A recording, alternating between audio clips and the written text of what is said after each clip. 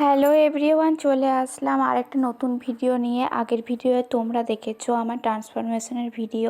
তো আজকে আমি ভিডিওতে শেয়ার করব আমি কিভাবে সকাল থেকে সন্ধ্যা পর্যন্ত আমার ডেলি হেলদি অ্যাক্টিভিটি বা আমার ডেলি রুটিন শেয়ার করব। তো আমি সকালবেলায় যে ফ্রেশ খাই, তারপরে আমি কিছু ওয়ার্কআউট করি, সিম্পল ওয়ার্কআউট যেগুলো normal belly fat exercise, hand exercise, পায়ের এক্সারসাইজ হয়, ওই এক্সারসাইজগুলো করি। তারপরে যে আমাদের নিউট্রিশন মানে ব্রেকফাস্ট আছে, এটা ওয়ান টাইম মিল, তো তারপর এটা খাই।